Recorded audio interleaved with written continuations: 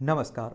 आज के अनसुने किस्से हैं लता मंगेशकर के, जिन्हें आप लोग भारत की कोकिला या आप लोग स्वर कोकिला के नाम से भी जानते हैं, स्वर सम्राज्ञी के नाम से भी जानते हैं और राष्ट्र की आवाज़ के नाम से भी आप लोग इन्हें जानते हैं।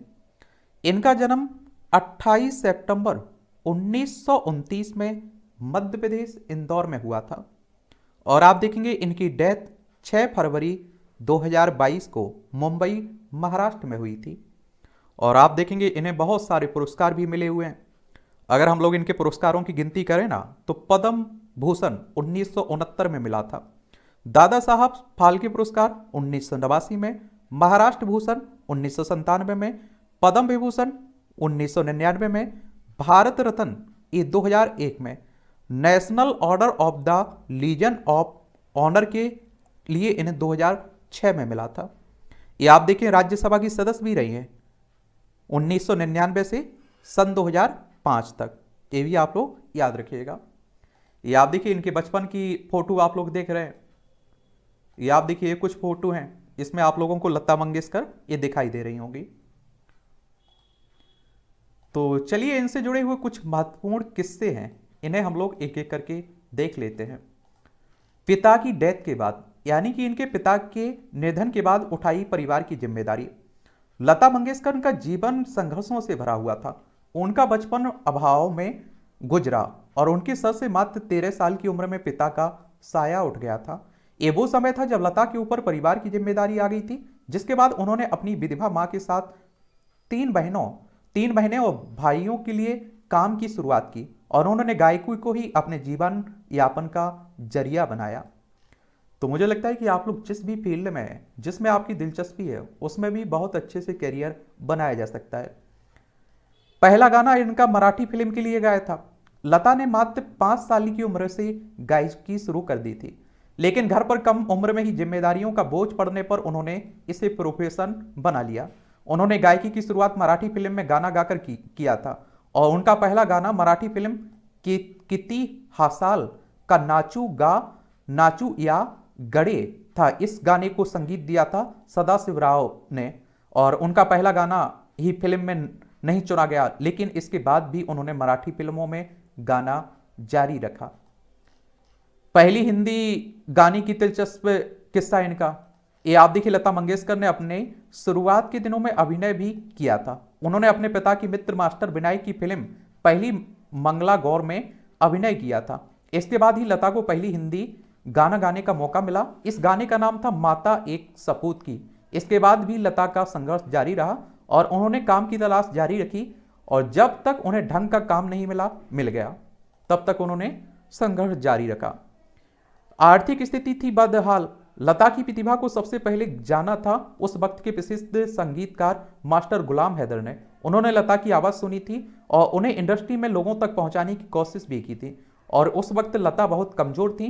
वो दौर ऐसा था जब लता की आर्थिक स्थिति बदहाल थी, यानी कि आर्थिक स्थिति बहुत बुरी थी। जब लता हुई थी रिजेक्ट, मास्टर गुलाम हैदर और लता से जुड़ा एक किस्सा बहुत चर्चित था। फिल्म मेकर शशधर मलिक एक शहीद नाम की फिल्म बना रहे थे और जिसमें गुलाम हैदर संगीत दे रहे थे, लेकिन जब उन्होंने लता की आवाज़ शशधर को सुनाई तब उन्होंने उनकी आवाज़ को बहुत पतला बताकर रिजेक्ट कर दिया, जिसके बाद मास्टर गुलाम को ये बात चुभ गई। उन्होंने लता को स्टार बनाने की ठान ली थी। एक और किस्सा है पहले हिट गाने का किस्सा। इस घटना के बाद वो दिन जल्द ही आया। साल 1948 में लता को फिल्म मजबूर में मास्टर गुलाम हैदर ने एक गाना गवाया और गाने के बोल थे दिल मेरा तोड़ा। इसके बाद लता की किस्मत बदल गई और इस फिल्म के साथ साथ इस फिल्म गीत और संगीत दोनों हिट हो गए। इसके बाद लता इंडस्ट्री की एक जानी मानी हस्ती बन गई। कौन? लता मंगेशकर। पिता जिंदा होते तो नहीं बनती सिंगर। लता मंगेशकर ने एक इंटरव्यू के दौरान कहा कि बड़ी दिलचस्प बात साझा की थी। उन्होंने बताया कि उनके पिता दीनानाथ मंगेशकर को बहुत समय तक पता ही नहीं था कि वो गाना गाती हैं। उन्होंने यहां तक कहा था पिताजी जिंदा होते तो मैं शायद सिंगर नहीं होती। और गाना गाने का पर कई बार उनकी मां से भी उन्हें डांट मिली थी। शादी ना करने के पीछे का किस्सा भी इन्होंने सुनाया। स्वर कोकिला लता मंगेशकर की शादी से जुड़ा सवाल हमेशा उठता रहा है कि आखिर उन्होंने शादी क्यों नहीं की थी। इस बात पर लता ने एक इंटरव्यू के दौरान अपनी शादी ना करने की वजह बताई थी। उन्होंने कहा था कि बहुत कम उम्र में उन पर जिम्मेदारियां आ गई थी। मेरे पास बहुत सारा काम था और सोचा सबको सेटल करके शादी परिवार बसाऊंगी, लेकिन फिर बहन की शादी हो गई और उनके बच्चे संभालने लगे। तो एक किस्सा भी रहा। किशोर कुमार के साथ गाने से कर दिया था मना इन्होंने। लता मंगेशकर और किशोर कुमार की जोड़ी ने बहुत से हिट गाने दिए। उनकी दोस्ती के किस्से भी बहुत मशहूर हैं। किशोर कुमार की लता मंगेशकर से खूब बनती थी, लेकिन इसके बावजूद लता ने एक दिन किशोर कुमार के साथ गाने से मना कर दिया था।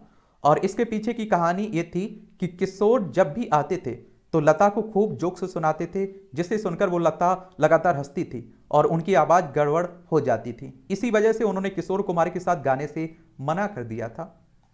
एक और किस्सा है, मोहम्मद रफ़ी से हुई थी अनबन। ऐसा ही एक किस्सा लता मंगेशकर का मोहम्मद रफ़ी के साथ था। मीडिया रिपोर्ट की खबरों के अनुसार दोनों में किसी बात को लेकर लगभग 4 साल तक अनबन थी और इसी बीच लता ने उनके साथ गाने सभी मना कर दिया था। दोनों ने एक साथ कई सदाबहार गाने दिए थे, लेकिन मीडिया रिपोर्ट में इस अनबन की बजाय गाने के लिए मिलने वाली रॉयल्टी को बताया गया था, जिस पर दोनों के अलग अलग विचार थे। हालांकि बाद में फिर दोनों की बातचीत शुरू हुई, दोनों ने एक बार एक साथ काम करना भी शुरू कर दिया था। तो ये किस्से थे, आप देखिए, लता मंगेशकर से जुड़े हुए। इसी तरह के हम लोग किस्से कहानियां लोगों के बारे में बात करते रहते हैं। आपकी भी दिलचस्पी है किसी के बारे में जानने की, तो आप लोग भी उसका नाम बता सकते हैं, उस पर भी हम लोग बात कर लेंगे।